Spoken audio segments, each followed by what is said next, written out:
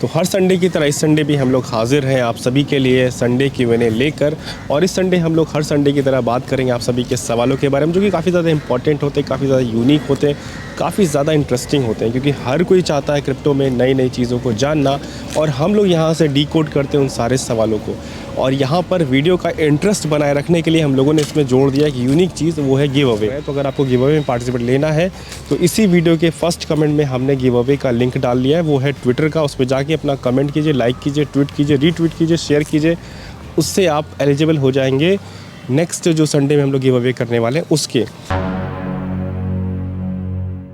तो आज शुरुआत करते हैं सबसे पहले सवाल से, और काफ़ी इंटरेस्टिंग सवाल है आज का। और इनका कहना ये है, शिवा नाम है इनका, और ये ट्विटर पर सवाल है। इनका कहना है कि ये अमेरिका के FOMC का ड्रामा कब ख़त्म होगा, क्योंकि मार्केट थोड़ा सा बढ़ने की कोशिश करती है और FOMC की मीटिंग आ जाती है। तो दरअसल FOMC की मीटिंग तभी तक मार्केट को इम्पैक्ट कर सकती है जब तक मार्केट एक नाजुक कंडीशन में है, और मार्केट इस समय काफ़ी ज़्यादा डाउन है।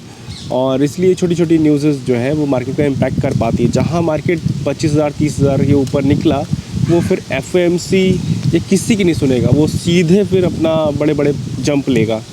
तो अभी क्योंकि मार्केट बहुत ज़्यादा नाजुक कंडीशन में, इसलिए FOMC की मीटिंग उसको इम्पैक्ट डाल पाती है। नेक्स्ट सवाल है संत सरन वर्मा का। इनका कहना है कि अजय भाई, मेरे पास 43 अरब बेबी डोज कॉइन है, लॉन्ग टर्म के लिए होल्ड करना सही रहेगा। 43 अरब है तो आप इसको ऐसा कर सकते हैं, आधा इसको लॉन्ग टर्म के लिए रखिए और आधे से जब जब हाइप मिले उसको बेचिए। और क्योंकि हाइप के बाद वापस से तुरंत फिर आधे दाम पर मिलने लगेगा। तो मतलब अभी डाउन है, उसके बाद अप हुआ, सेल किया, फिर डाउन किया, फिर दुगना हो गया, तो ये 43 अरब 63 अरब बन जाएगा। तो इस तरीके से अपने टोकन को बढ़ाते रहिए। नेक्स्ट सवाल है बिकम बॉय का। इनका कहना है कि नाम अच्छा है, become boy, boy become, okay. तो आपका सवाल ये है कि हमें शॉर्ट टर्म में प्रॉफिट बुक करना चाहिए या लॉन्ग टर्म के लिए होल्ड करना चाहिए। मेरा investment strong coin, meme coin, fundamental coin जैसे प्रोजेक्ट में है। कुछ इन्फ्लुएंसर कहते हैं कि जो प्रॉफिट मिल रहा है बुक कर लो, रट लगा रखी है। आप क्या कहते हैं, आप इसके बारे में बताइए। तो देखिए, इसमें थोड़ा सा कैटेगराइज करना चाहिए कि आपके जो स्ट्रॉन्ग लॉन्ग टर्म के पोर्टफोलियो जैसे बिटकॉइन, इथेरियम, BNB, इन सब में जो है इसको तो होल्ड रखिए लॉन्ग टर्म के लिए। और जो मीम कॉइन जैसे मैं ख़रीदा है उसमें प्रॉफिट बुक करना वो सही बात है कि मतलब जो हाइप मिल रही है। जैसे डॉज कॉइन में अभी जब इलॉन मस्क ने ट्विटर का कुछ अपना ब्लू टिक वाला लॉन्च किया था, तब डॉज कॉइन अच्छा बढ़ा था, लेकिन आज वापस से डाउन है। और फ्लोकी नू बढ़ा था तब जब उसने ट्वीट किया था, तो वो वापस से डाउन है। तो इस तरीके से ये मीम कॉइन का प्रॉफिट बुक करना इसीलिए चाहिए कि समय समय पर जो हाइप मिली उसका प्रॉफिट बुक किया जाए, फिर डाउन में फिर से खरीद लिया। ये इस तरीके से कर सकते हैं मीम कॉइन में। और जो फंडामेंटल उनको लॉन्ग टर्म खरीदना, लॉन्ग टर्म होल्ड करना। सवाल है अनएडिटेड दीपक का। ना कहना है, इन्होंने शुरुआत में बहुत सारी अच्छी अच्छी शब्द लिखे, अच्छी अच्छी बातें लिखी मेरे बारे में, चैनल के बारे में, उसके लिए शुक्रिया। और आपका सवाल ये है कि आपके पास कुछ फंडामेंटल कॉइन है जिसमें कि आपने ले रखा है BTC, इथेरियम, मैटिक, आवे, LTC, वीट, काला और कुछ बेबी डोज, फ्लोकी नो, इलॉन मास्क, और ये सारे सब ले रखे हैं। तो क्या आपको लॉन्ग टर्म के लिए इसको रखना चाहिए? और टैक्स के बारे में काफ़ी कुछ पूछा है। तो सबसे पहले हम ये बताएं, अगर आपने फंडामेंटल चीज़ें रखी है तो अभी इस समय मार्केट बहुत ज़्यादा डाउन है, और जैसे ही इस सब का फ़ायदा लेने का समय आएगा, उस समय अगर ये होल्डिंग हमारे पास नहीं होगी तब बहुत दुख होगा। तो अभी होल्ड ही करिए और लॉन्ग टर्म होल्ड करिए। और रही बात मीम कॉइन की, जो मीम कॉइन है उसमें जैसे जैसे हाइप बने उसका प्रॉफिट बुक कर सकते हैं, ये हमारा सजेशन है। आज एक ही तरीके के लगभग कुछ सवाल आ रहे हैं मीम कॉइन का प्रॉफिट बुक करने वाले। जैसे हेमंत भार्गव का सवाल है कि ट्रेडिंग के लिए कितनी कैपिटल होनी चाहिए। देखिए हेमंत जी, इसमें कोई फिक्स नहीं है, ये सारी की सारी चीज़ डिपेंड है आप पर कि आपको कितने ज़्यादा से ट्रेडिंग लेनी है। नेक्स्ट सवाल है गणेश का। इनका कहना है कि भाई 30% फ्लैट टैक्स का कोई सोल्यूशन बताओ। अभी मेरा पोर्टफोलियो 80% डाउन में है, 2023-24 में जब 20% प्रॉफिट होगा तब दूंगा, अभी फ़िलहाल देने का कोई मन नहीं है। मैं समझ सकता हूँ, लेकिन क्रिप्टो में सिस्टम यही है कि जब आप कुछ प्रॉफिट बुक करेंगे तभी टैक्स देना है। और इस साल के टैक्स के लिए हम लोगों की टैक्स एडवाइजर से बात हुई, उन्होंने बोला कि मई के बाद से फॉर्म आना शुरू होंगे इस साल जो हम लोगों ने ट्रेडिंग किया है उसके। तो तब तक का कम से कम रिलैक्स रहिए और जो भी ट्रेडिंग करना है वो करिए आराम से। और जो भी उसका एग्जैक्ट चीज़ें होंगी वो हम लोग उससे पहले डिस्कस कर लेंगे, परेशान बंद होइए, अभी भी समय है, अभी बहुत समय है। नेक्स्ट सवाल है सुप्रीम दास का। इनका बोलना है कि मेरी हिंदी बहुत अच्छी नहीं है, उसके लिए कोई सॉरी की बात नहीं है। हर एक की अपनी अपनी लैंग्वेज होती है जिसमें उसकी अच्छी कमांड होती है, जैसे कि हमारी हिंदी में है। बट आपका सवाल ये है कि आपने कॉइनस्विच कुबेर में ट्रेड किया है, और एक दो बार विड्रॉल भी किया है, सेल भी किया है। तो क्या आपको टीडीएस कटा है नहीं कटा है इसके बारे में आपको नहीं पता है, कंफर्म नहीं है, लेकिन टीडीएस कटा होगा। तो क्या आपको आईटीआर फाइल करना पड़ेगा? अब तक आपने नहीं फाइल किया, बिल्कुल करना पड़ेगा।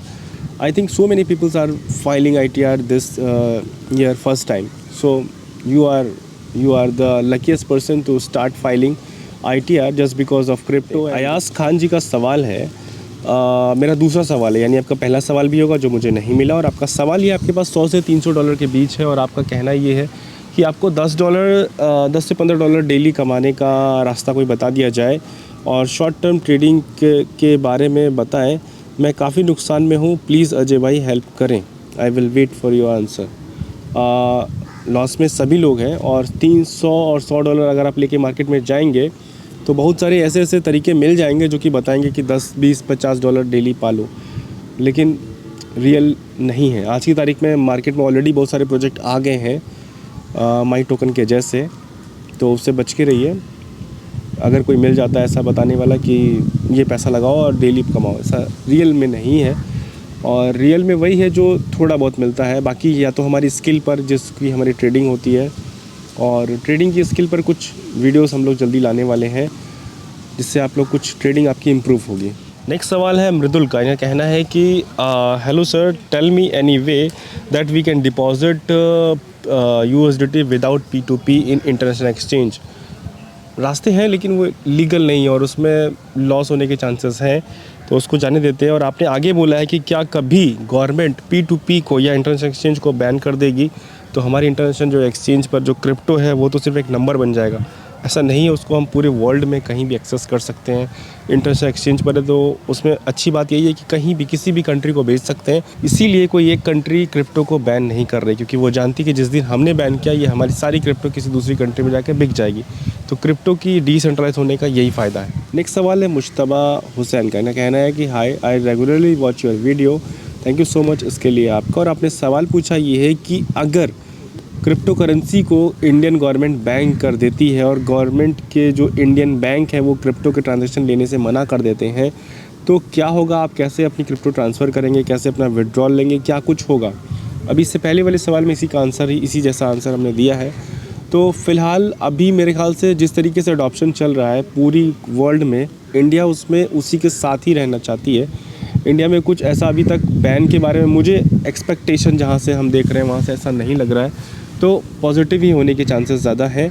तो उस तरीके से, उस एंगल से सोचिए। और जैसा कि आपने लास्ट सेकंड क्वेश्चन में लिखा है कि आपको USDT स्टेकिंग के लिए कुछ प्लेटफॉर्म बताया जाए, तो USDT स्टेकिंग का आज की तारीख में प्लेटफॉर्म चल रहा है, लेकिन उससे बच के रहिए, बहुत ख़तरनाक प्लेटफॉर्म चल रहा है मार्केट में, तो बच के रहना है उससे। नेक्स्ट सवाल है वॉरियर गेमर का, कहना है कि sir this is not a question, this is a request for you, can you make a separate playlist for those who project which is play to E as well as F2P? I think many people like, we will love it. Okay, why my comment suggestion is not picked by team? I comment in more than 8 Sunday frequent। आपका आज comment select हो गया, बिल्कुल warrior gamers, आपका हो गया है सवाल।